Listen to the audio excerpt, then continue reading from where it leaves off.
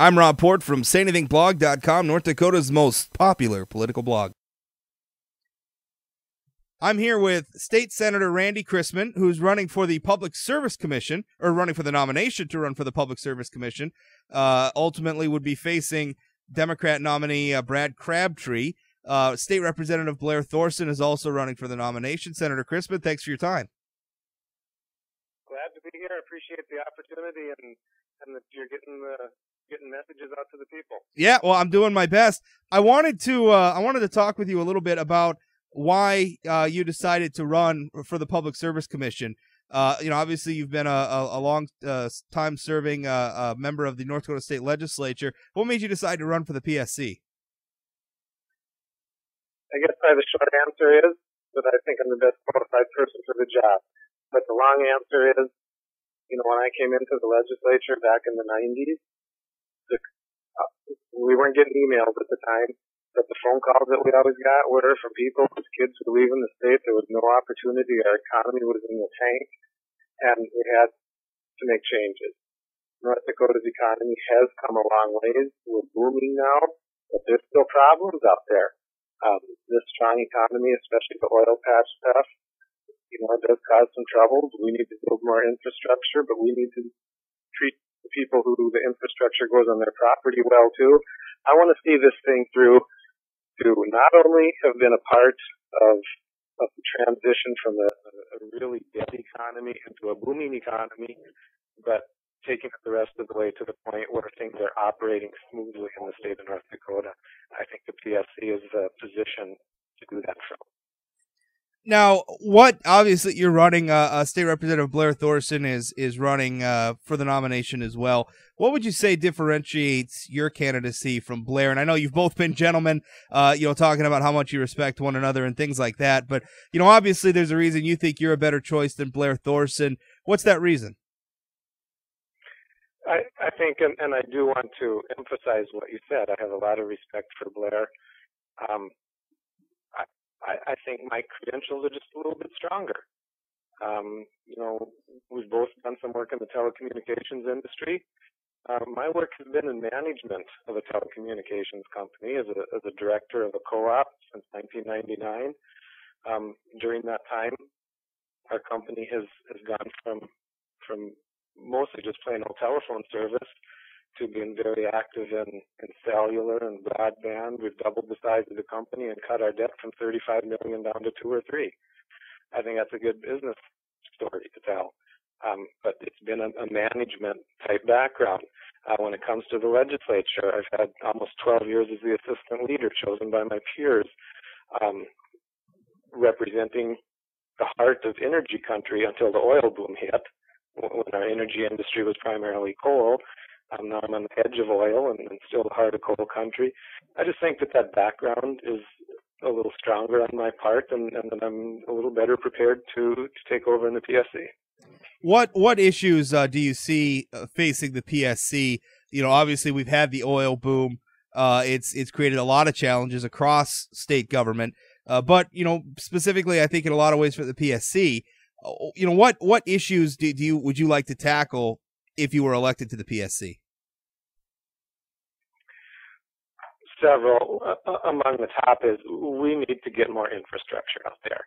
Not only do we need to get oil out in the form of pipelines and get some of these trucks off the roads and make our roads both in better condition and, more importantly, safer.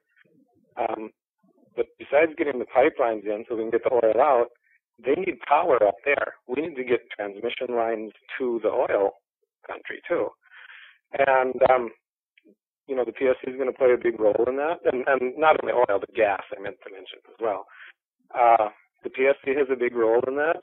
I think, at least on the Republican side, you're going to find most candidates looking favorably on building out infrastructure.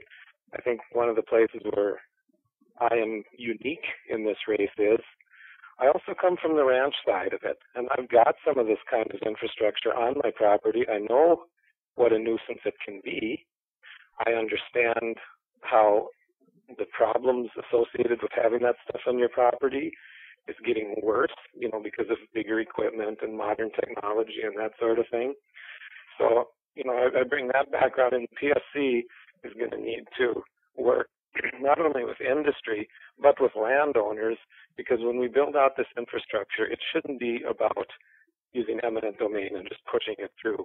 It should be about working with both sides, bringing them together, like I have the coal industry here in my district over the years, so that people can come to agreement in a free market on getting this infrastructure in across the property of private landowners.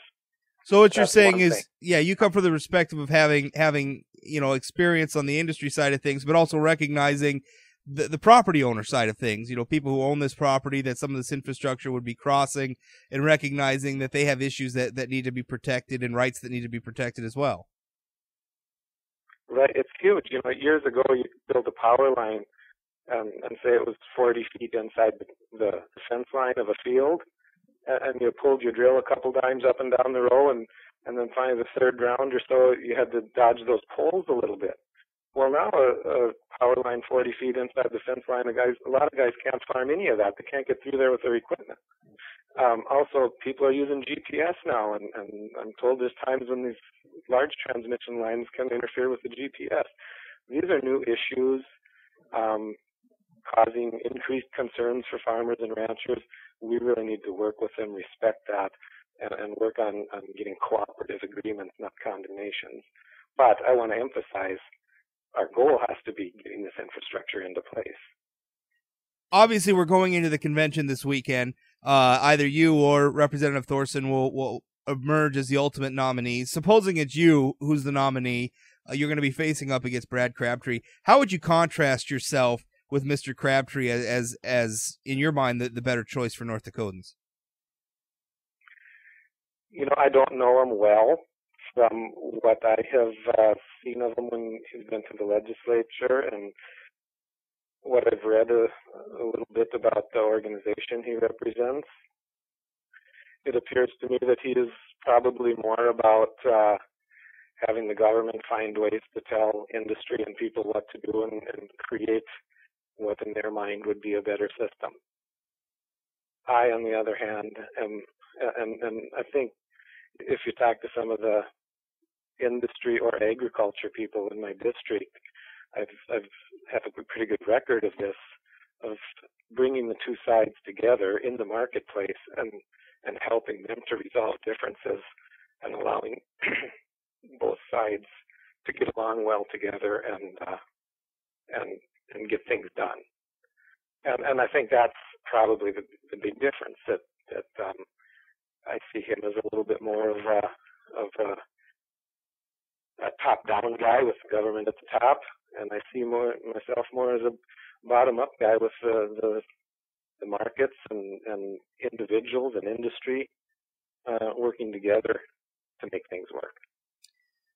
Now, obviously, I think, and this is one issue that's come up, and it's involved some of the existing public service commissioners, specifically Kevin Cramer and Brian Kalk, who of course are both U.S. House candidates, but a couple of environmentalist groups, and I do think that this is an important issue for whoever we would elect next to the Public Service Commission. But there's been some allegations from a couple of environmentalist groups, the Dakota Resource Council and the Sierra Club, that some of the political contributions taken by Mr. Cramer and Mr. Kalk, and to be clear, these were perfectly legal political contributions. They were made and disclosed transparently in accordance with the law, but suggesting that because they came from coal interests, and because those coal interests have a permitting issue that is eventually going to be before the Public Service Commission, that there's some level of wrongdoing. I wondered what your reaction was to that case. Well, I've read about that a little bit, and to me it is just an absolutely phony lawsuit, a good example of liberal environmental people. They get most of what they get done in the court system, and that's what they're doing here. And I think they have two goals. First of all, they're trying to muck the system up a little bit for both Cramer and Kalk.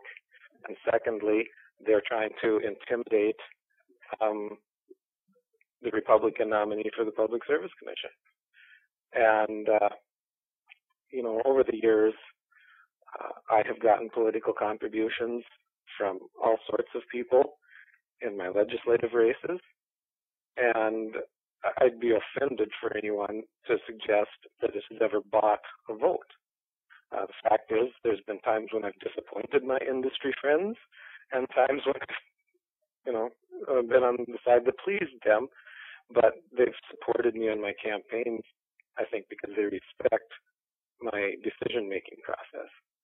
And the same with these statewide races. Kalk and Cramer took those donations. They followed the intent of the law, which was transparency. Mr. Crabtree, on the other hand, if you look at his campaign contribution statement, he raised more money, I believe, last time than Kevin Cramer did. And where did most of it come from? $70,000 from the state Democrat Party. I think it was like $10,000 blocks from Conrad and Dorgan. Well, that money is being raised someplace. And instead of being transparent and following the intent of the law, which was to let those things show, they tend to raise their money in blocks out of state and then funnel it through a few people to the state party, and then that's where the candidate gets it. And really, it just is absolutely in contrast to the intent of the law. But in either case, it's legal. So I guess I get back to my original point. I think this is just a trumped-up deal to cause trouble for Kalk, Cramer, and whoever the Republican nominee is for the PSC. I would tend to agree with that, and I think you made a really good point about the idea that it's transparent. I mean, if it's all disclosed, we know who the interests are. We know who they're giving money to. We can look at whatever decisions the Public Service Commission may make in relation to those interests, and the voters can make a decision. If they think that certain commissioners are too beholden to the industry or what have you, then they can make those feelings known at the ballot box, or they could speak out and protest and things like that. But I don't think there's anything inherently wrong with the industry has political speech as well. But anyway, I think we've covered that. Final question: what do you? Rob, sir, Rob, go ahead. One point on that though, when say Basin Electric or any of these companies that I'm familiar with because they have a lot of employees in my district, when they donate money to my campaigns in the past, I've never really viewed that as, okay, Basin Electric is here with this big check. To me, I view that as many of my friends and neighbors who choose to participate in the company's PAC, and they raise their money that way and help in my campaigns. These are the people that I go to church with and see on the street and that come out and hunt on my land and these types of things. That's where this PAC money comes from. It's not corporate money either. Yeah, I would agree with that, and I think sometimes that gets lost in the shuffle that these interests represent people too. Final question: I wanted to ask you about what you think, because I think a lot of times people see the Public Service Commission as being just energy, and it's really not. It's other issues as well, like you brought up the telecommunications aspect of it. What do you think is the most misunderstood thing about the Public Service Commission with the public at large? I hope I can give you two, because I think there are two key things that people misunderstand. First of all, the Public Service Commission doesn't give out the permits for oil and gas drilling. That's through the Industrial Commission. It just isn't a PSC role. Our role up there is largely getting electricity up there and oil and gas out in the form of transmission lines and pipelines. So that's one key misunderstanding.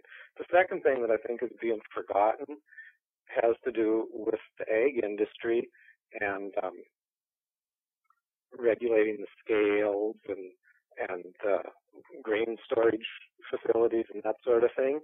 It's a key deal, and it's an issue that I think PSC needs to do a better job on. I think a lot of farmers, when they're dealing with grain storage facilities, they don't understand necessarily the difference in what protection they have between contracting to sell their grain at a later date as opposed to selling it with a price to be determined at a later date. Whole different story as far as who's backing that up. The PSC is the ones, and a lot of us on the conservative side would like to be, no regulations. There are good regulations in this world too, and one of them is when I take my cattle to the sales barn or when a farmer takes his grain to the elevator, you can trust in that scale because the PSC is out monitoring them. And, how else would you ever know that the scale at the elevator is 1 or 2% off? Right. Or even if you even maybe more North Dakotans are more familiar with the fuel pumps. All of us go and we put gas in our vehicle, and there you can look. There's a stamp right on the fuel pump from the North Dakota Public Service Commission that pump was checked out, and that it's measuring the price and the gallons in a fair way. Because I got to tell you, that'd be a real easy way to rip people off, is to have a gas pump that's not calculating the price of your fuel purchase appropriately. Because I can tell you, I'm not draining the fuel out of my truck and double checking on the gas pump. So you're right, that's a very important aspect of what the Public Service Commissioner does. Senator, thank you so much for your time. I appreciate it. Hey, thank you, Rob. Good talking to you.